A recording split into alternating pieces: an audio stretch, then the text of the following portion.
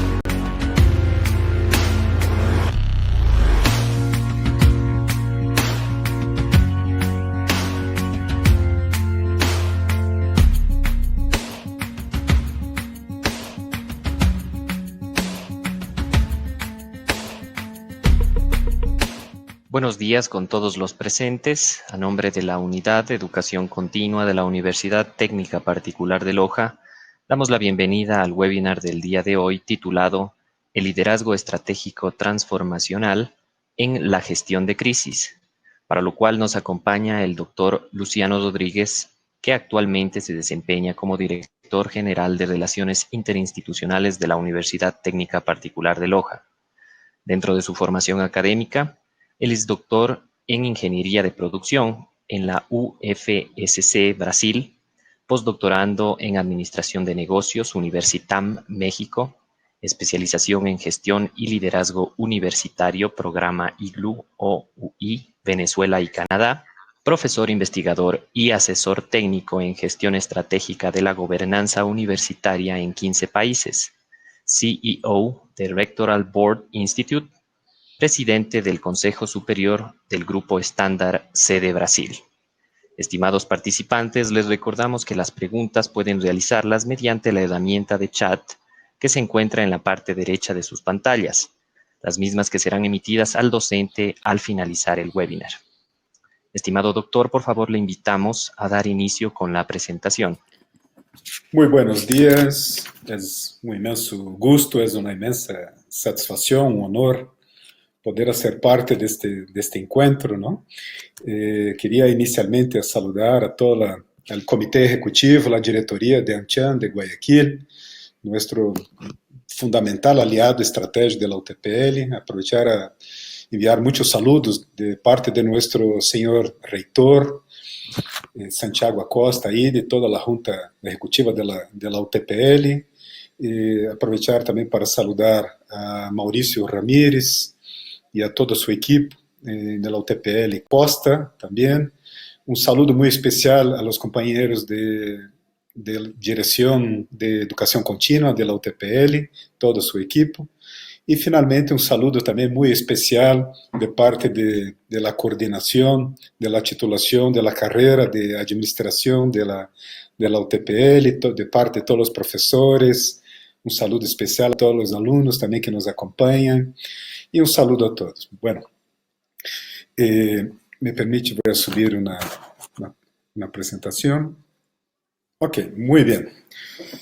Vamos a hablar entonces sobre liderazgo estratégico transformacional en la gestión de crisis, ¿no? El primer punto que me gustaría destacar con ustedes, que gustaría de conversar con ustedes, es justamente este concepto de liderazgo. Es un dicho mexicano que me encanta. Dice, el liderazgo es un pastoreo, pero un pastoreo de gatos.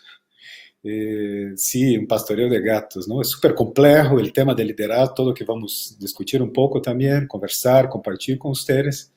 Pero un líder debe tener esta gran capacidad de trabajar con personas aún más inteligentes que nosotros mismos, ¿verdad? Entonces, eso es verdad. El liderazgo es un gran pastoreo de gatos. Nuestro profesor, ¿no? El profesor Peter Drucker nos recuerda siempre, ¿no? Que el culture eats strategy for breakfast, o sea, que la cultura organizacional come la estrategia en el desayuno. Es terrible, ¿no? Este tema que a veces nos preparamos, nos cualificamos, buscamos nuevas perspectivas y cuando volvemos a esta nueva normalidad, en realidad volvemos a una rutina, ¿no? En la vida cotidiana. Entonces hay que, es sobre eso que vamos a hablar, sobre esta vida estratégica, el pensamiento estratégico, ¿no? Peter Drucker también nos comenta que liderazgo es elevar la visión de una persona, elevar esta visión, llevar su rendimiento a un mayor estándar y construir una personalidad más allá de sus limitaciones normales. Mira, ahí está el papel, ¿no? Uno de los papeles fundamentales de los liderazgos, ese liderazgo que enfrenta las crisis, ¿no? Que vamos comentar. Quería compartir también Alvin Toffler, este autor consagrado, mundialmente consagrado, ¿no? Tiene un grande acervo literario, aquí con destaque la tercera ola, ¿no? Y dice Alvin Toffler, o tienes una estrategia propia o eres parte de la estrategia de otra persona. Entonces, en este momento que estamos ahí, ¿no? Desde el momento de la pandemia, pregunto, ¿no? ¿Cuál es la estrategia efectivamente que tenemos? ¿Tenemos efectivamente una estrategia como institución, como persona, como país, la estrategia país para reaccionar o somos parte de una estrategia global de otras instituciones? Ese es el tema que abre nuestra reflexión. Y ahí tengo que referenciar también Zygmunt Bauman, ¿no? El autor de la Sociedad Líquida, dice, ¿no? De este mundo de certeza volátil, dice Zygmunt Bauman, ¿no? Con nuestro culto a la satisfacción inmediata, muchos de nosotros hemos perdido la capacidad de esperar.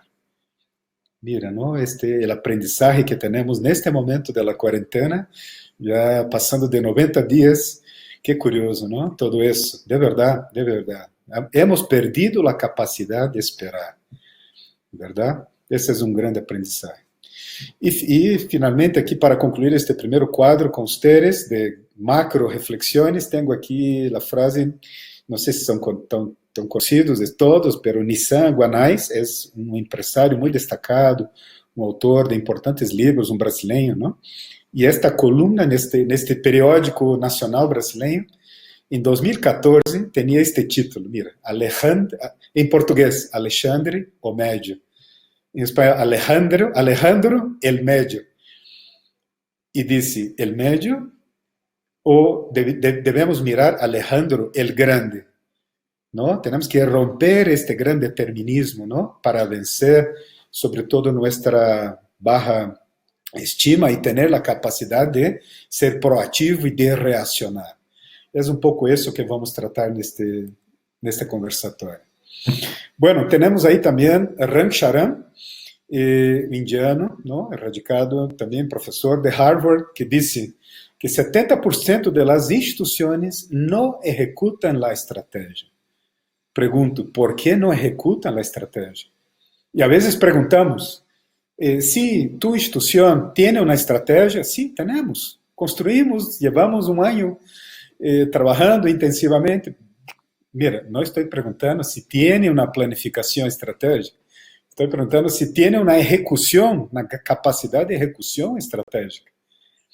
Y ahí estamos hablando de otros elementos, del liderazgo, esta gran capacidad de ejecutar, de ejecución, ¿ya? Y de eso vamos avanzando y conversando. Entonces, por eso tenemos tres elementos cuando hablamos de una mirada más macro, de la perspectiva de Michael Porter, ¿no? El gran gurú de la estrategia, de la ventaja competitiva estratégica. Tiene tres dimensiones. La planificación, que es la parte más operativa que conocemos, los paso a paso de esta implementación estratégica. La visión estratégica, aquí es mucho más que la visión del futuro, estamos hablando incluso de estudios de core competencia, los estudios de Gary Hamel y Prahalad, ¿no? Que estudian la core, el estudio de la competencia esencial de nuestra institución, pero fundamentalmente pensamiento estratégico. Porque aunque tengamos planificación y visión, si no tenemos un pensamiento estratégico, volveremos a lo que nos habla Peter Drucker, a la rutina, ¿no? A la rutina, exactamente essa rutina. Então, aí temos que observar exatamente que ações específicas temos para desenvolver esse pensamento. E é por isso que aí tenho também para compartilhar com vocês Henry Mitzenberg, o professor canadense da McGill University, não? E seu último livro, aí tem alguns de seus livros, o muito conhecido está aí, Safari de la Estratégia, pero o último, se vê, aí está Pensamento Estratégico. E habla Henry Mitzenberg, compreender a importância da velocidade e da adaptação. Mira, agora, não? Qual é nossa capacidade de reaccionar como país, como empresa, 90 dias depois, não? As universidades, sua capacidade de reaccionar, de fazer esta grande transformação digital para um mundo híbrido, não? Será que já despertamos para essa hibridização, para esta virtualidade reativa que temos, sobretudo em América Latina e Caribe, verdade? Então aí temos um tema fundamental. Bueno, concluímos essa primeira etapa. Quero agora compartilhar com vocês o que tenho registrado como regras clássicas de negócios. E aqui está a primeirita que me encanta. Mira esta, não? La planificação estratégica não significa ter planos, sino ter uma estratégia. Mira que curioso, não? A vezes temos muitos planos, pero perguntamos, mira, e qual é a estratégia de sua empresa, de sua rede, de sua organização? Você, mira, aqui estão meus planos. Não, não estou falando de tus planos. Estou falando da estratégia, desta grande estratégia singular de tua instituição, desta ventaja competitiva, não? Que justamente vamos explorar um pouquinho esta perspectiva, não? Desta singularidade. Então, qual é a estratégia efetivamente de tua instituição? Bueno, hay que comprender uma outra regra fundamental, que as estratégias orientam os processos. Solo aí poderíamos fazer um seminário de um dia. Estratégias que orientam processos. Se tenho uma estratégia de eficiência, necessito construir processos eficientes. Se minha estratégia é de eficácia, necessito construir processos eficazes. Se minha estratégia está orientada para a efetividade, tenho que construir processos que me permitam chegar a esta efetividade. ¿Ya? Pero, em seu turno, processos dão forma, formam as estruturas. Então, estratégia orienta processos, processo orienta estruturas. Ao ladito aí de vocês, tenho uma casa, se vê que esta casa foi construída ao revés. O que significa isso, não? Que são as organizações que primeiro definem estruturas, luego seus processos, e se há tempo, vamos ver para onde vamos. Não? É um equívoco completo, não? Porque isso é uma regra clássica primordial.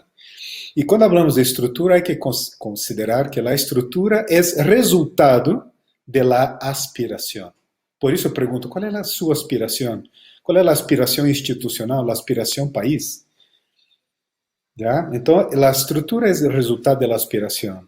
Enfrentar as resistências de los castillos que estão dentro de las próprias estruturas, derribar estas fronteiras, grandes castillos, ou aquários unidos, como querem chamar, não?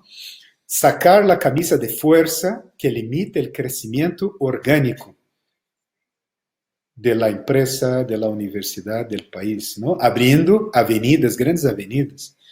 Entonces, mira, ¿no? Hay que romper toda esta gran burocracia, esta gran industria de firmitas que se ha creado, ¿verdad? Entonces hay que construir, reconstruir, desconstruir incluso viejos paradigmas, ¿no? Paradigmas ya ultrapassados. De eso vamos conversando. Outra regra clássica que quero compartilhar, e agora também com a pandemia, aí estamos percebendo, não? Dados. Mira, dados de los años 70, de ahí surgieron grandes compañías, grandes empresas, ¿verdad? De datos, ¿no? Luego, información, la gestión de la información de los años 80, y luego, gestión del conocimiento de los años 90. Y finalmente este ciclo debería ser este ciclo de la sabiduría. ¿Sabiduría para qué? Para utilizar, tomar decisiones basadas en datos, información y conocimiento. Pregunto, ¿qué tanto estamos cumpliendo esto, no? ¿Qué tanto estamos cumpliendo este proceso de tomar de decisión bien estructurado? Mira la contrariedad de informaciones que tenemos durante la pandemia, ¿no? Ahora una información, ahora otra información, estamos ya, entonces esa es una regla fundamental y justo sabemos que los países que salieron, que avanzaron, que sacaron adelante desde el inicio, tomaron acciones más bien estructuradas que utilizaron, ¿no? Aquí para hablar, por ejemplo, de Corea del Sur, que ha utilizado su sabiduría, ¿no? Con base en conocimiento. Actuaciones específicas de Big Data, por ejemplo. ¿Ya? Bueno, otra regla clásica que quiero compartir, la regla de Vicente Falcone Campos. Eso es un gran profesor, tal vez el mayor consultor brasileño. Ahí están sus 4 libros. Recomiendo leer sus libros. ¿Ya? El último, El verdadero poder, es un libro de principios increíble. Pero mira esta frase de Falcone. Solo podemos gestionar lo que podemos controlar. Y solo podemos controlar lo que podemos medir. O sea, tenemos 3 variables: medir, controlar y gestionar. O sea, 3 mundos. 3 mundos, porque miramos al revés. Leemos al revés, ¿no? Al contrario. Pregunto, ¿qué estás medindo hoy, en este momento, en tu empresa, en tu organización? ¿Qué estás medindo? Sí, estás medindo. La resposta pode ser, sí, estoy medindo. ¿A cuánto tiempo estás medindo? ¿A cuánto tiempo estás medindo? Ah, estoy medindo hace 20 años. Bien, mira, estás medindo há 20 años. ¿Y estás controlando? No, no estoy controlando absolutamente nada, pero sí estoy medindo, ¿no? Y a veces preguntan, ¿estás controlando? Sí, estoy controlando. ¿Y gestionando? ¿Estás? Porque son 3 cosas distintas, ¿no? Que tienen sus parámetros, sus requisitos, sus conceptos, métodos, herramientas específicas en los 3 niveles, ¿ya? Muy bien. Quiero complementar un poco esta idea con ustedes, hablando de este esquema llamado The Make. The Make. Eso es un sistema cíclico, ¿no? De un ciclo de mejora continua del Six Sigma, que foi difundido por Jack Welch. Ustedes recuerdan de Jack Welch, foi considerado o ejecutivo del siglo XX, ¿no? de General Electric. E ele ha hablado que o milagro foi a implementação del Six Sigma, que foi implementado originalmente na empresa Toyota em Japão. ¿Sí? Six Sigma. E isso se chama The Make. Aí está o D, definir os parâmetros de medição e luego medir, analizar y improve, mejorar. Medir, analizar, mejorar. Y luego controlar para asegurar estos estándares y seguir superando las metas y mejorando las metas. Por eso pregunto, ¿cuántas metas tenemos mejorado? De un año al otro, de un semestre al otro. Bueno, entonces eso es un ciclo de mejora continua, ¿no? Nuestra capacidad de solventar, de buscar soluciones efectivas a los problemas que tienen años, hacen cumpleaños, que tienen aniversario, en nuestras compañías e empresas, ¿no? Que estamos ahí tratando el mismo problema 1 año, 2 años. Tenemos problemas que está en nuestra empresa hace 10 años, el mismo problema. Entonces, ¿cómo salir de este ciclo, ¿no? Para un ciclo virtuoso, de un ciclo vicioso para un ciclo virtuoso. Otra regla clásica, me encanta esta regla, ¿no? Mira esta, cuanto más técnica o cuanto más técnico, menos fuerza utilizamos. Quanto mais técnica, menos força utilizamos. Isso significa que, quando analisamos agora, ¿no? Los CEOs, os presidentes das companhias, os diretores, nossos pares, decanos, reitores, a vezes, ¿no? Que estão aí, que não podem sair de sua instituição, não podem sair de sua instituição, e o outro, sim, disfruta de los finales de semana, va a su casa al final del día, de la jornada de trabajo, cumple sus 8 horas, o cumple el teletrabajo con tranquilidad. ¿Qué pasa, no? ¿Qué pasa? Mira, vamos a llegar a la conclusión que sí hay técnicas, hay métodos que están por detrás de todo eso, ¿no? Hay que salir de este mundo empírico, de cómo hacer las cosas que ya están por ahí, hay que hacer benchmarkings, ¿verdad?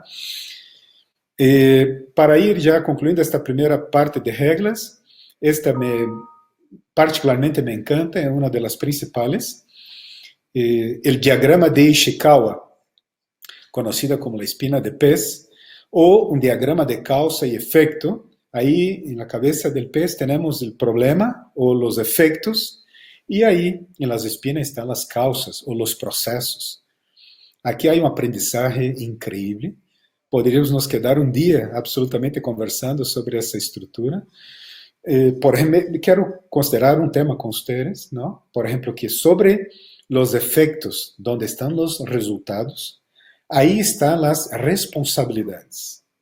Aí se delega, se estabelece responsabilidades.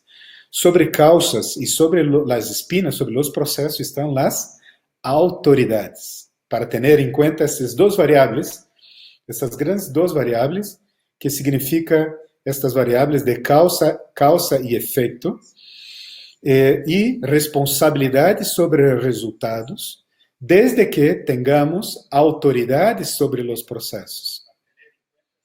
Autoridade sobre os processos. Esta regra é clave, é absolutamente clave. Os headhunters, os profissionais de recursos humanos conhecem muito bem. E as pessoas expertas que passam por esses grandes processos seletivos conhecem esta regra, porque dizem: tens capacidade de assumir estas metas, estas responsabilidades? Sim, desde que eu tenha também autoridade sobre os processos. ¿Ya? Ok, e concluímos então este conjunto de regras clássicas de negócios. Quero compartilhar com vocês este tema que particularmente me encanta, é meu tema central de investigação, que são estudos sobre hojas de rutas. Analicemos agora que estão fazendo os países, quais seriam as hojas de rutas de los países vecinos, europeus, caribeños, ¿verdad? ¿Qué están haciendo? ¿Cuál es la hoja de ruta planificando el post-COVID? ¿Por dónde comenzamos para nos superar, ¿no? Para reaccionar como país? Mi particular recomendación, mis estudios están orientados aquí básicamente en 5 elementos. El primer punto son principios. Comencemos por los principios, definimos qué principios vamos a seguir. Poderíamos falar, por exemplo, princípio de confiança, de transparência, princípio de solidariedade, mira, de fraternidade, de liberdade, de equidade. Que princípio vamos nos basar? Comecemos por aí, ¿verdad? E luego estão os requisitos, que é a parte estrutural. Estamos falando de processos, de tecnologias, de métodos, de infraestrutura, ¿sí? Então, esta é a parte mais estrutural. Então, princípios que orientam requisitos. Esses 2 elementos conformam o que chamamos de modelo de gestão. Aí está nosso modelo de gestão. Princípios e requisitos. Se analisarmos os grandes sistemas globais, aí está a norma ISO 9001, os sistemas de acreditações, os reconhecimentos de qualidade, de excelência, todos estão basados em estes dois elementos, princípios e requisitos. Qual é o terceiro elemento? Disciplina. O terceiro ponto é disciplina. ¿Y disciplina para quê? Para cumprir os princípios e os requisitos que nós mesmos definimos. Então, como disciplina, aí está um grande plano de gestão de cambio. Pergunto, qual é nosso plano de gestão de cambio país? Efetivamente, ¿no? Para nossa empresa, como vamos reaccionar para nossas universidades, nossas redes, qual é o plano? Que está basado aí, tenho os esquemas que utilizo eu, compromisso, que se estrutura em 3 elementos, o plano de desenvolvimento de competências, e esta disciplina sistematizada vai generar hábitos, ou melhor, novos hábitos. Nuevos hábitos, ¿no? Eso es lo que estamos hablando ahora. Y ahí existen varios elementos para fortalecer estos hábitos, para consolidar estos hábitos. Y estos hábitos, de manera también sistematizada, van a generar nuevas culturas. Ahí tengo, por ejemplo, cultura de calidad, cultura de excelencia en nuestras organizaciones. Entonces hay que comprender esto, ¿no? Que una hoja de ruta se conforma, se estrutura por lo menos por estos 5 elementos. ¿Sí? Hay que comprender que toda interpretación llevará a una conducta. Si yo no tengo bien definido un principio, mi conducta va a ser equivocada.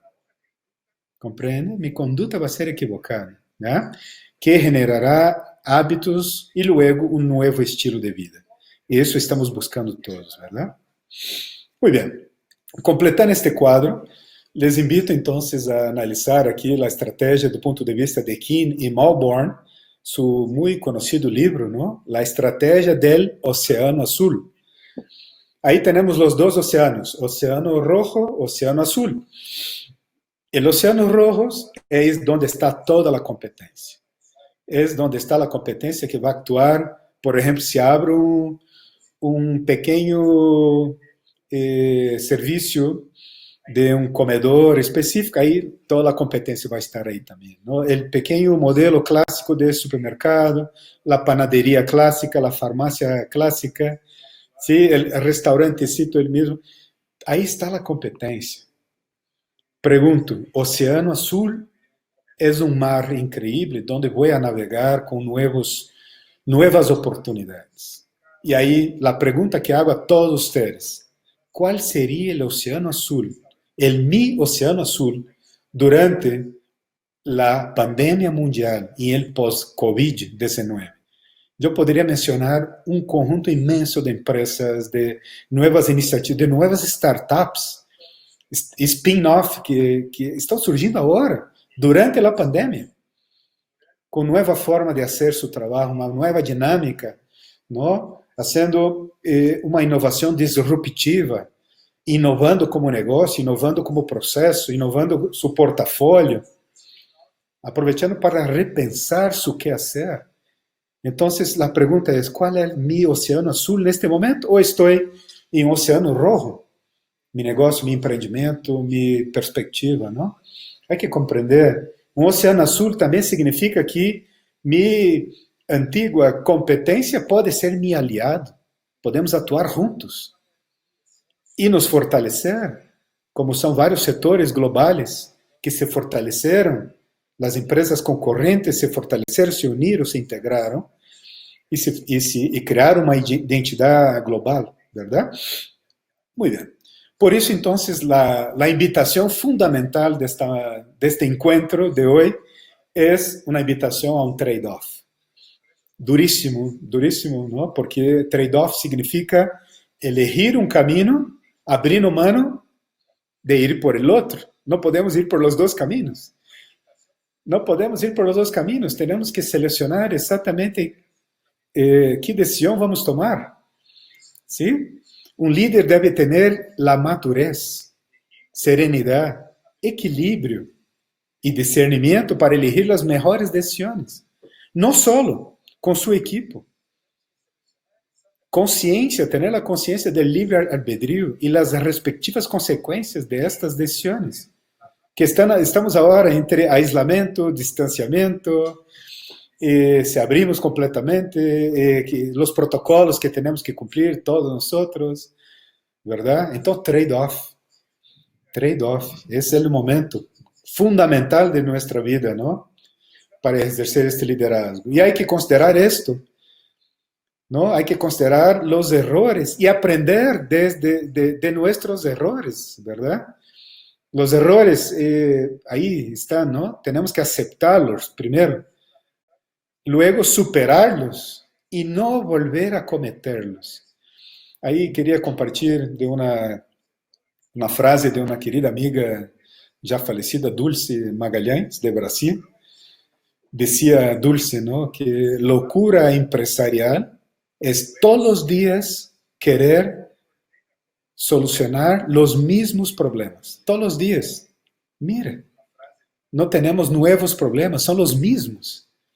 Entonces, ¿cuál es nuestra capacidad, ¿no? De articular, de nos conectar con conocimientos, ¿no? Para buscar soluciones a nuestros problemas cotidianos. ¿No? Mira lo que dice Napoleón Hill, ¿no? El verdadero líder sabe reconocer sus errores y aceptar la responsabilidad de avanzar, de ir adelante. Muy bien. Hofnader, mira lo que dice, el papel de liderazgo es producir más líderes, y no más seguidores. Tal vez nos equivocamos, queremos que las personas nos siga cumpliendo, siga nuestros pasos. No, tenemos que formar, nos dedicar a formar más líderes. Ese es el punto crucial. Y ahí tenemos ahí una expresión que es mía, sobre todo ahora, en este momento de la pandemia, del teletrabajo, de volver, ¿no? Poco a poco, 30%, 50%. Y ese es lo que yo afirmo, ¿no? Los líderes llegan primero y comen al final. No hace sentido establecer reglas para volver al trabajo para los otros y yo me quedo en casa. No hace ningún sentido. Los líderes deben llegar primero y comen al final. Todos nosotros, los padres de familia, saben de eso, ¿no? Que ejerce su liderazgo de su familia, ¿verdad? Bien, otra perspectiva, ¿no? Un proverbio chino para compartir con ustedes. Los patos salvajes siguen al líder de su parvada por la forma de su vuelo, y no por la fuerza de su graznido. Verás, a veces hay que considerar esto, ¿verdad? Líderes que piensan que es hablando alto, hablando tonterías, faltando con respeto con las personas, manifestando su desequilibrio y tenemos que aceptar todo eso. No, tenemos que ver y reconsiderar también nuestros valores y también considerar nuestra autoestima, ¿verdad? Y observar con mucha atención la forma del vuelo de los líderes, cómo actúan los grandes líderes, de qué manera actúan, de qué manera se posicionan, de qué manera articulan las personas, ¿no? Es de eso ahora que vamos a hablar, la forma de vuelo de los liderazgos en periodo de crisis. Antes quiero también comentar con usted también que me encanta. Mira, es necesario salvar al líder convencional, el líder conveniente y el líder confabulado. ¿De quién? De sí mismo. Salvarlo de su ego, de su vanidad, salvarlo de su prepotencia, de su centralización, de su arrogancia, de los celos, de su ignorancia, ¿verdad? De su egoísmo, de sus miedos. Es necesario transformar vicios en virtudes, rompiendo los mecanismos de refuerzos. Eso me encantaría hablar. Esta expresión es de un libro que me gusta, me encanta, se llama Peopleware, de Hermann Hein, que habla exactamente sobre eso, ¿no? Mecanismos de refuerzo. Si les gusta, después podemos seguir conversando.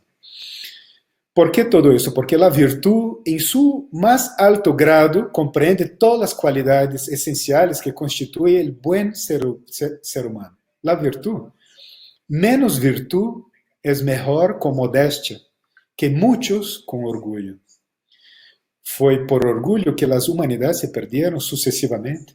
Y es a través de la humildad que algún día tendrán que redimirse, ¿no? No son los grados los que indican nuestra condición humana o nuestros credenciales, sino nuestra conducta virtuosa. Líderes virtuosos. ¿Sí? Es de eso que vamos a conversar. Y si estamos hablando de líderes virtuosos, ahí tengo al centro, así de sí, liderazgo. Y para recordar que el gran líder de toda la humanidad es Jesús, Jesús Cristo, ¿no? Con su ejemplo, con su actitud, con su principio de amor, ¿verdad? Entonces podríamos, pero quiero seguir con la perspectiva organizacional y reafirmar a ustedes, hacer esta pregunta. ¿Cuál sería su referencia de liderazgo? ¿Cuál es su referencia, tu referencia de liderazgo? ¿Qué paradigma es su norte? Aunque tengamos excelentes inspiraciones, tenemos que comprender que no hay script. Cada líder actuará según su contexto. Mira qué curioso, ¿no? Ahora estamos viendo una práctica interesante que un determinado presidente de la República está implementando en un país, no necesariamente es la solución a nuestro país. No es, no hay script.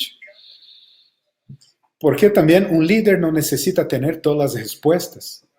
Y sabemos que más que respuestas, un líder desarrolla la capacidad de hacer preguntas. Incluso preguntas que no sabe la respuesta. Qué interesante, ¿no? Ahí me gusta, volviendo a hablar de Peter Drucker, ¿no? El profesor de Harvard. Una vez sus alumnos preguntaron, con 92 años, Peter Drucker preguntaron a él, profe, ¿por qué sigues haciendo las mismas preguntas todos los años en sus clases? Y él contesta, yo hago las mismas preguntas, pero no espero las mismas respuestas. Mira, lo que estamos pasando, ¿no? Las crisis, no tal vez en esta dimensión, pero las crisis, pasamos por varias crisis. Pero ahora tenemos que dar otras respuestas. Las preguntas siempre estuvieron ahí a todos nosotros. ¿Ya? Entonces, un líder es aquel que puede enfrentar y debe enfrentar nuevos problemas. Porque hay que romper un paradigma, ¿no? Que en el pasado se suponía que el buen líder era alguien que no tenía problemas. Y eso es un gran equívoco, porque un problema es una nueva meta. Un problema es una nueva meta, nuestra capacidad de nos desafiar, de nos poner nuevos retos. Y un otro concepto que, para completar este cuadro, que el desafío de todo jefe es un día convertirse en un líder. El desafío de todo jefe es un día convertirse en un líder. Los jefes tradicionales son generados, en las estructuras formales, o sea, en el organigrama de nuestras organizaciones, mientras que los liderazgos son generados en las estructuras informales. Estamos hablando de comités, grupos de trabajo, equipos de proyectos, consejos, asesores, grupos asesores, ¿no? Y ahora estamos viendo muchos liderazgos que no hay en este momento de la pandemia en nuestras empresas, que no tienen nada que ver con su cargo, ¿no? De jefe. Estamos hablando de líderes, efectivamente. Bueno, también a compartir con ustedes de Sun Tzu, habla de arte de la guerra, ¿no? Sun Tzu dice, tem muchas frases, son centenas de frases. Esta muy particular, dice Sun Tzu, más importante que ganar una batalla es ganar la guerra y salvar a los soldados.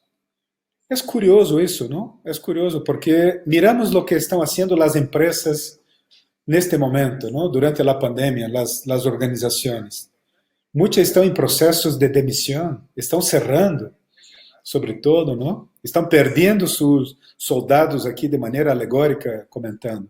Por eso abajo, ahí tengo para compartir con ustedes algunas experiencias de de um grupo brasileiro que ha liderado uma interessante campanha chamada, em português está escrita não demita, ou não vamos demitir as pessoas. Não demita su proveedor. É uma campanha. Esta campanha tem a adesão de mais de 4.000 empresas brasileiras, mais de 2 milhões de empleos assegurados e 8 milhões de pessoas foram diretamente impactadas. Por esta campanha, aí está o link para a campanha. Já de uma, mira que curioso, não? Isso, salvar a los soldados. Porque senão vamos chegar, em que condições vamos chegar ao final desta guerra, verdade? Desta guerra contra o vírus, não? O Covid. Muito bem. Entraremos agora em 4 grandes variáveis que se me pergunta, bueno, professor, poderia sintetizar um pouco a ideia de liderazgo estratégico, não? Em período de que, claro. E o primeiro ponto crucial é não? Influenciar positivamente. A grande capacidade, um líder tem esta grande capacidade de influenciar positivamente, porque também pode influenciar de maneira negativa, verdade? E o primeiro ponto é trabalhar com esta perspectiva do empoderamento. Pero hay que comprender la dimensión de esta expresión, de esta palabra, ¿no? Hay que comprenderla bien, porque empoderamiento significa delegar actividades sin se liberarse de la responsabilidad, fortalecer las destrezas y potencialidades ajenas, comprender que un recursos humanos fuerte, departamento de recursos humanos fuerte, puede generar liderazgos débiles. Porque vai influenciar diretamente onde? Diretamente em la autonomia, em la proatividade e el protagonismo de los líderes. Também é necessário um relacionamento com redes de conhecimento, mapeio de grupos de interesse, positivos e negativos, ser proativo em la rede de network, não? Esta grande capacidade de interatividade, de diálogo, e não de monólogos, de diálogo, com humildade, verdade? Sobretudo, coragem para escutar com atenção e presença, mirar a los ojos com respeito ao outro, assumir o reto de trabalhar colaborativamente. É um grande reto trabalhar de maneira colaborativa, não? Parece ser mais rápido a ser de maneira individual, pero quando analisamos o resultado final, vamos ver que aí uma diferença enorme, não? Imensa, quando trabalhamos de maneira colaborativa. Desarrollar equilíbrio de las emoções. Trabalhar efetivamente nosso equilíbrio, não?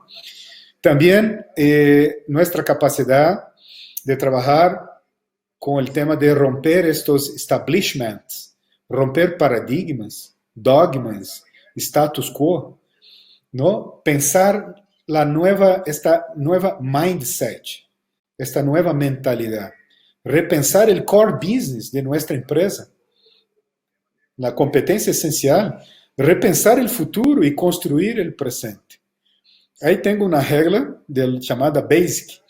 Me gusta essa regra de balance, de equilíbrio, não? Desta reciprocidade, a de accountability, de transparência, essa de sostenible, inclusão e compliance, não? As variáveis que temos que considerar. E aí temos também a búsqueda de la verdade. Eu tenho dicho, não? Mira, não devemos fazer de la verdade um bastão. É necessário ter caridade, verdade com caridade. A violência, a arrogância e a prepotência não educa a nadie, absolutamente a nadie. ¿Verdad? Outro elemento fundamental é que necessitamos de rumbos e propósitos. Se falarmos de este liderazgo de los años del siglo XX, poderíamos simplesmente falar de rumbos. Pero se também que estamos falando agora sobre todo el siglo XXI, temos que falar de propósitos. Então, este liderazgo estabelece linhas, objetivos, indicadores e metas estratégicas. Visão, planificação, pensamento, sobretudo, execução, verdade? Ter em conta que gerenciar metas é uma ciência. y que no se debería delegar la definición de metas estratégicas a nadie. ¿Qué tipo de propósitos? Puede ser de eficiencia, eficacia, efectividad, productividad, calidad, excelencia, ¿no? Comprender que la excelencia solamente es posible por medio de la humildad, de la necesidad de aprender siempre y con todos. Eso es efectivamente un ejercicio de humildad.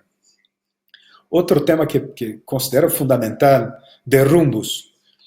Más importante que la velocidad es la dirección. Isso estamos aprendendo também com a pandemia.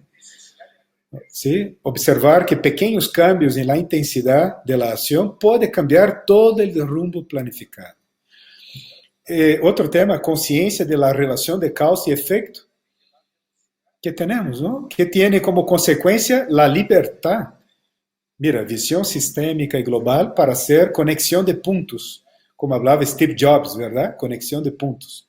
Y desarrollar una percepción holística del qué hacer con calidad. Fijamos, ¿no? Que si no enfocamos en el objetivo que queremos, no podremos entender los resultados. Y gestión de cambio estruturado, con concienciación, con estrategias de sensibilización e involucramiento, estrategias de coalición y de disrupción, cambio tratado de manera profesional, de manera estructural.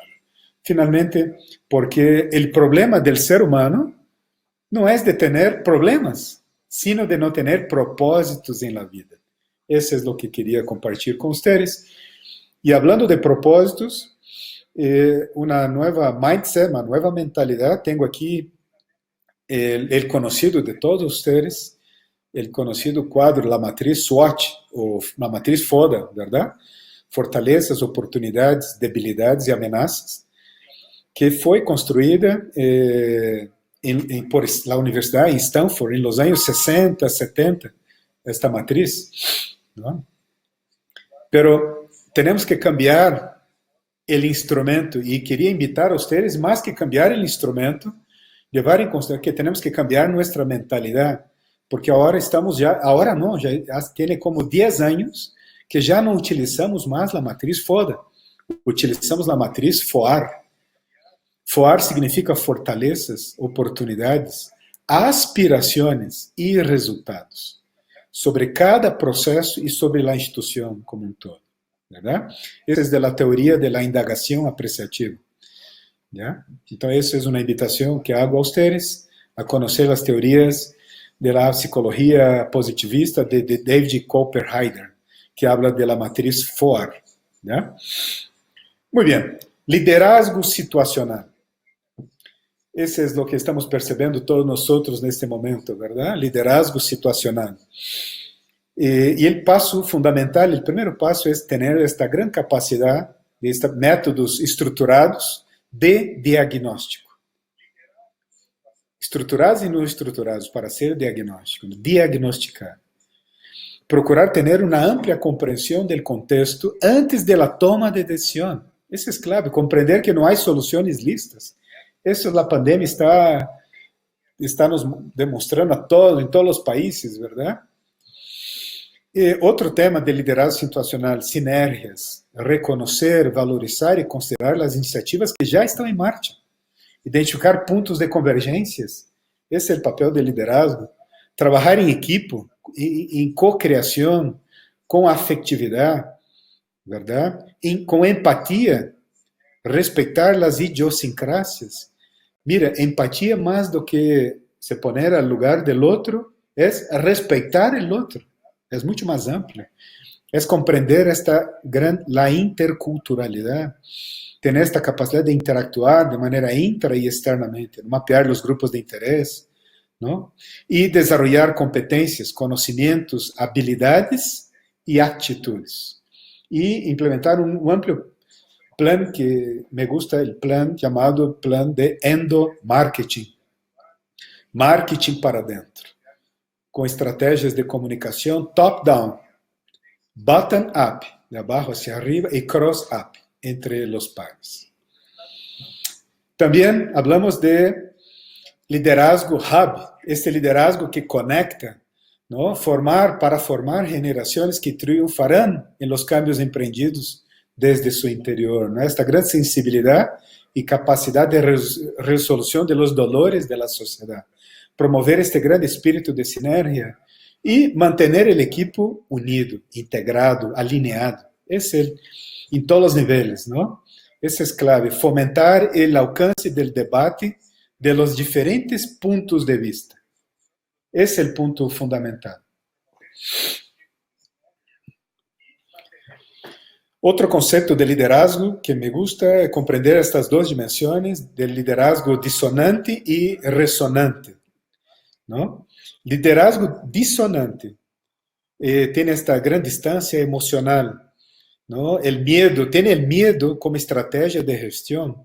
Su motivador extrínseco trabaja por dinero, está ahí. Y la consecuencia es la desconfianza, desconfiamos de estos líderes, ¿verdad? Y el liderazgo resonante tiene la empatía, ¿no? El respeto al otro. Trabaja con el tema, la ciencia del engajamiento, ¿no? Basada en el desafío y competencia. Sus motivadores intrínsecos son la inspiración y propósitos. Transmitir, ser un gran inspirador a su equipo. Y la consecuencia es la confianza, directamente, ¿verdad? Ahí está un punto de un gran aprendizaje. Ahora, ya voy indo para a etapa final. Quero compartilhar com vocês o que chamo de arquetipos, mapas mentales, né? De Peter Singer, ¿no? Supongo que recomendo el libro a ustedes. La quinta disciplina, ese libro habla de arquetipos y mapas mentales. Y el primer arquetipo que quiero compartir con ustedes es justamente ese, ¿no? Este escenario que tenemos, que está ahí, llega el jefe y dice, ¿no? ¿Por qué no estás trabajando? Y ahí está el empleado en su oficina, ¿no? Y dice, ¿por qué no te vi acercarte? ¿Por qué no te vi llegando? Por eso no estoy trabajando. Entonces, mira, ahí tenemos un mapa mental, porque en la cabeza de este compañero de trabajo, su perspectiva de satisfacción está orientada a satisfacer ¿a quién? Está orientada a satisfacer al jefe y no al cliente, no a los estudiantes, no a su público central. Tiene un mapa mental verticalizado. De eso vamos a hablar. No es un mapa mental horizontalizado. Entonces tenemos que comprender que hay una diferencia fundamental entre el principio de respeto y el principio de la obediencia. Por eso tenemos que romper la cultura de la mediocridad, de pobreza de espíritu, ¿no? Muy bien. Otro arquetipo que comparto con ustedes, ahí está. Hoy tenemos una novedad para ustedes. Contratamos a un especialista en motivación. ¿Qué les parece? Ahí está el especialista con su látigo, la gente en su barco, el director, el gerente ahí animado, ¿no? Terrible escenario, ¿verdad? Porque la gente posiblemente va a remar hasta la primera curva del río, ¿verdad? Tal vez después ya no van a remar en la misma dirección, supongo. Tenemos que comprender de verdad que la psicología organizacional, que ya tiene casi un ciclo de estudios, ya nos afirma, ¿no? Que la motivación no está fuera, la motivación está dentro de las personas. Entonces, ¿qué podemos hacer? Significa que necesitamos crear entornos creativos para que las personas brillen, ¿no? Manifiesten su motivación. Otro arquetipo que comparto, ahí está el barco, y la gente que está atrás ahí, ¿no? Dice, puede quedarse tranquilo, el agujero está al lado de ellos, el barco está hundiendo y va a hundir con todos. El barco, esta empresa, esta universidad va a hundir con todos. Ahí tenemos este gran contraste, tengo los dos ahí a izquierda, la película que recomiendo a todos, ¿no? Si no assistieron, es una buena película para asistir ahora en este periodo de la cuarentena, Charles Chaplin, de Tiempos Modernos, ¿verdad? Y recomiendo leer y ver el libro de Fritjof Capra, llamado La Tela de la Vida, ¿no? Web of Life. Son un contraste, ¿no? Entre la mentalidad fragmentada y el pensamiento sistémico, ¿no? Eso. Otro arquetipo que comparto con ustedes, esta es una frase que tengo registrada en mis redes sociales, algunas de ellas, ¿no? Esa es de una publicación que estoy trabajando en este momento.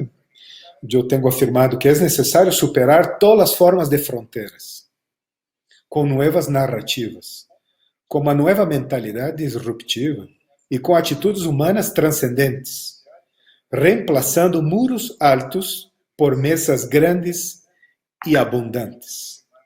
Esse é um arquetipo que les invito a todos.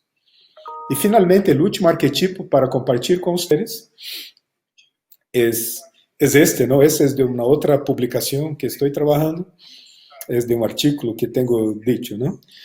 Tenho comentado, que tratar de salir de las crisis profundas, como esta que estamos viviendo, sin priorizar la formación de liderazgos que establezcan rumbos y propósitos, construyan métodos de coalición disruptivos y desarrollen continuamente nuevas habilidades para los cambios estructurales, para navegar en un océano azul, es como tratar de salvarse de ahogarse rayando su propio cabello. O sea, va a hundirse, va a ahogarse, no tengo duda, ¿verdad? Entonces, eso tenemos que romper ese ciclo vicioso por un ciclo virtuoso. Entonces, ¿qué nos invita a la nueva normalidad? El teletrabajo, ¿no? Pregunto, ¿un líder necesita estar presente para demostrar su influencia? No, de verdad, no, porque las evidencias del buen liderazgo están en la conciencia de su equipo, en los principios que manifiesta, que cumple, en las directrices y en los valores que cumple, sobre todo que cumple.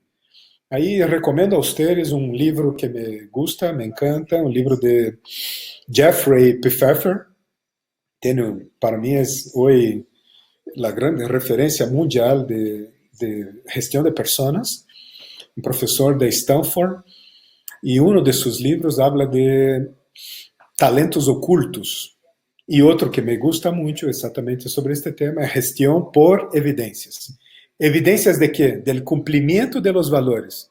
Y por eso pregunto a usted, ¿cuáles serían las evidencias que estamos cumpliendo los valores de nuestras instituciones? Estoy hablando de auditoría del cumplimiento de valores. De eso estamos hablando. Esta nueva normalidad nos invita a trabajar generando significados, nuevas experiencias, a esta curiosidad, a esta reinvención, a un legado, ¿no? Toda esta reflexión que estamos pasando. Necesitamos romper el arcaico modelo jerárquico de subordinación, de jefe y empleado. Tenemos que romper ese es un modelo arcaico completamente, ¿verdad? Por una lógica de una sociedad de propósitos. Sociedad de propósitos, donde todos deben emprender. Todos empreendem, pero unos com RUC, outros sem RUC, com o RUC del outro, pero igual, deve se sentir dueños. Então, esse é o cambio del mindset, de la nueva mentalidade.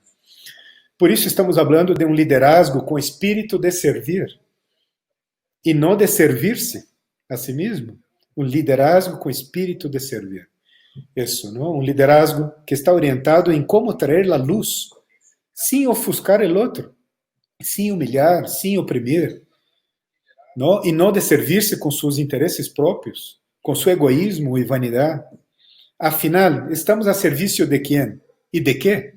¿Verdad? Hay que reflexionar sobre esto. ¿Cuál sería nuestra real intencionalidad? Nuestros propósitos, ¿no? De nuestra vida, de nuestra experiencia, ¿no? Como seres humanos. Porque un líder no es un privilegiado. No está para ser servido, sino está para servir, mejor, está para servir, sobre todo a la consolidación de la institucionalidad y al desarrollo de la sociedad. Y hablando en desarrollo de la sociedad, haciendo una invitación, ya concluyendo, ahí está el gran llamado global de las Naciones Unidas con los 17 ODS. Y mira cuál es su lema, su eslogan, ¿no? Que nadie se quede atrás. Nadie se quede atrás. Hay que trascender, hay que pensar sistémicamente, hay que pensar de manera holística, ¿Sabes por qué? Porque la indiferencia no es una opción. La indiferencia no es una opción. Necesitamos tener la conciencia que hay el otro, que también tiene sus expectativas, sus deseos, sus sueños. ¿Qué tenemos como compromiso como institución? Cualificar los sueños de las personas. Las instituciones tienen el compromiso de cualificar los sueños de las personas. ¿Ya? Entonces, el mundo necesita de liderazgos pacíficos y pacificadores. Ahí vemos en las redes sociales, ¿no? Diariamente, un ataque diario, ¿no? Entonces tenemos que romper este ciclo, ¿no? Salir muchas veces de la zona de confort para asumir un protagonismo, ¿no? En relación al progreso de la humanidad. Por eso ese es mi último cuadro, ese es de mi última publicación, que está en marcha. Yo llamo de liderazgo sembrador. Liderazgo sembrador. Un verdadero líder es capaz de ver el futuro, aun cuando sea semilla. Las semillas no generarán frutos si abandonadas a la propia suerte. Pensemos, reflexionamos sobre eso, ¿no? Si un líder no florece en pequeñas responsabilidades, no podrá florecer en grandes compromisos. Hay que enseñar sirviendo y corrigiendo siempre. Tener conciencia de que el ciclo de vida es reflejo de la naturaleza humana. Liderazgo significa mostrar a las semillas lo que significa ser un árbol. Mira, tener paciencia, porque no se da frutos antes de la hora. Liderazgo sembrador significa amar las personas como ellas son y no como ellas merecen. Hay que trascender para ser un liderazgo sembrador. Hay que florecer donde Dios nos plantó. Ahí tenemos que florecer, aceptarlo y florecer, ¿verdad? Porque la siembra es gratuita, pero la cosecha es obligatoria. Ese es el mensaje que quería ya concluir y decir a ustedes. Se contratan, entonces, nuevos líderes con espíritu y principios. Guardianes, liderazgos con guardianes de los valores. ¿Ya? Un líder debe generar evidencias del cumplimiento de los principios y valores de su organización, de su institución. Es necesario comprender que en materia de educación, ejemplificar es explicar. Y uno de los grandes líderes, ya para concluir, tenemos que reconocer los profesores, los docentes, ¿no? Este gran líder, el líder maestro. Líder maestro, ¿no? Ahí un saludo a todos los profesores que nos acompañan, los docentes, ¿no? Que están orientados a generar significados en la vida de las personas. Establecer y asumir este reto de ser una referencia a las personas, de conducta, de actitud positiva, de actitud proactiva, ¿no? De humanidad, de humanismo, como es la misión y la visión del futuro de la Universidad Técnica Particular de Loja, ¿no? Del humanismo de Cristo, ¿verdad? Hacer sentido en el proyecto de vida de las personas. Proyecto de vida. Ayudar a reescribir nuevas historias de vida. Reescribir nuevas historias de vida. Bueno, muchísimas gracias, muchas gracias, muito obrigado a cada uno de ustedes. Ahí tienen mi contacto, mi correo, mis redes sociales. Voy ahora a dar paso a las preguntas y seguir interactuando con cada uno de ustedes. Muchísimas gracias. Muchísimas gracias, doctor, por la exposición. En efecto, tenemos unas preguntas. Nos consultan cuál sería una estructura para elaborar una estrategia exitosa a breves rasgos. Excelente. Muchas gracias por la pregunta. Más que estructura, me gusta la idea de pensar siempre en un sistema de gestión estratégica, donde uno de los elementos es exactamente la planificación estratégica, uno de esta estructura, ¿verdad? Entonces, la planificación. Luego está toda la visión del futuro, la visión del futuro, ¿no? De la institución, los estudios de escenario, de tendencias, las macro tendencias, tendencias regionales. Entonces, estar ahí up to date con relación a las grandes directrices, ¿no?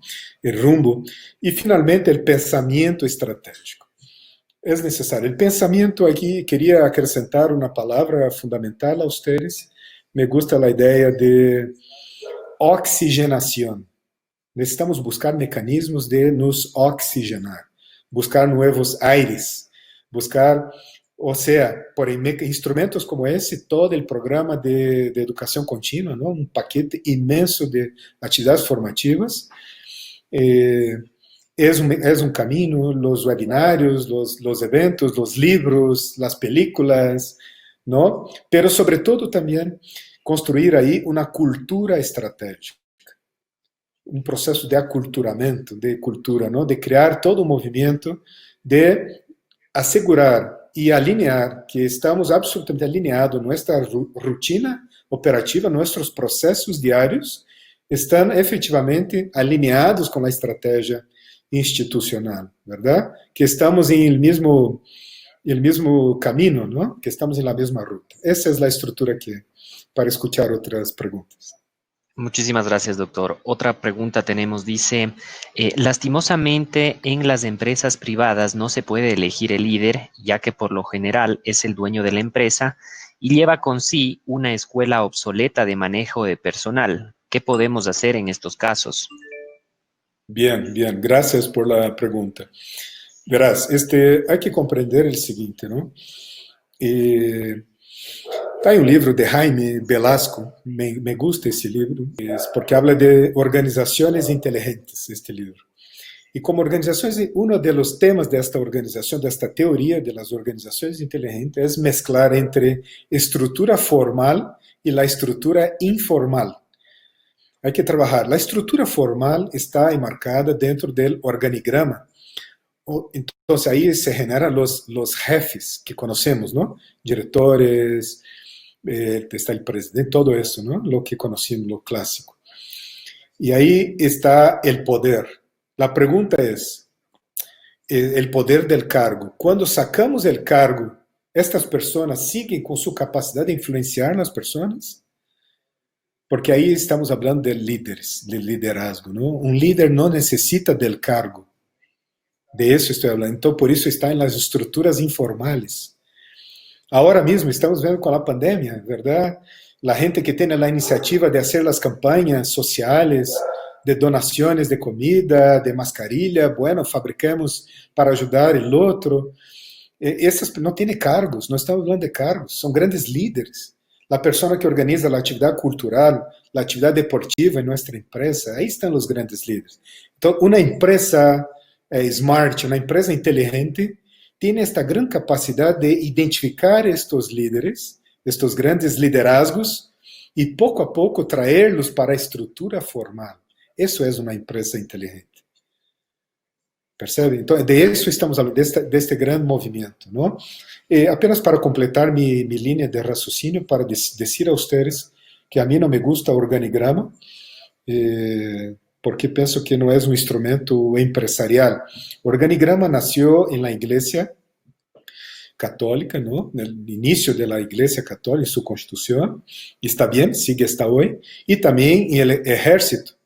Ahí está el organigrama, porque es un instrumento para sistemas cerrados. Nuestras empresas, las universidades, no son sistemas cerrados, son sistemas abiertos. Y sistemas abiertos no combinan con una camisa de fuerza llamada organigrama. Por eso las estructuras, me gustaría hablar, podría hablar, me encanta, esa es mi área de estudio, de mi tesis, de doctorado incluso, ¿no? Si les gusta, con todo gusto puedo compartir el link con ustedes, porque justo yo estudié sobre sistemas de gestión orientada por procesos. Entonces estoy hablando que tenemos que cambiar organigramas por procesogramas, organizaciones orientadas por procesos. Estudios de downsizing, estudios de flat process, de process owner, es otra perspectiva de cómo se arma, cómo se organiza la estructura organizacional, que ya no es entonces ya no estamos hablando de jefes, estamos hablando de process owner, de dueños de procesos. ¿Ya? Otra perspectiva y otros mecanismos de refuerzo. Muchísimas gracias, doctor. Tenemos otra consulta. Nos dicen, ¿se puede tener motivación sin comunicación? No, pienso que no, porque, mira, motivación, hay que comprender, ¿no? Motivación de de los años 50, ahí generaron varios grandes estudiosos, personas que estudiaron, ¿no? El pensamiento de la teoría motivacional. Ahí podremos hablar de Maslow, la conocida pirámide de Maslow, ¿no? Pirámide de las necesidades de Maslow. La teoría de McGregor, X y Y, de Herzberg también, de LinkedIn, ¿no? También, de Linker, perdón, Linker, ¿no? Que estudiaron también sobre la teoría de la motivación y otros más recientes. Pero de manera muy general, todos están de alguna forma hablando de factores motivacionales y factores higiénicos. Son dos elementos, ¿no? Que uno está orientado a aumentar la satisfacción y otros están orientados a disminuir la insatisfacción, ¿verdad? El tema de la comunicación efectivamente es un elemento que está asociado a los aspectos sociales. Eso significa, la comunicación es un ejercicio de respeto al otro. Si yo respeto al otro, yo comunico. Yo me comunico, yo me hago comunicar, me hago comprender. Si yo respeto al otro. Si no tengo respeto por el otro, no comunico absolutamente nada. ¿Comprende? Muchísimas gracias, doctor, por su presentación. A nombre de la Unidad de Educación Continua de la Universidad Técnica Particular de Loja, agradecemos a todos los participantes por su presencia el día de hoy en nuestro webinar El liderazgo estratégico transformacional en la gestión de crisis. De igual manera, les recordamos que pueden visitar nuestra página web www.educacioncontinua.utpl.edu.es, en donde encontrarán nuestra oferta actual. Nuevamente les agradecemos a todos y muy buenos días.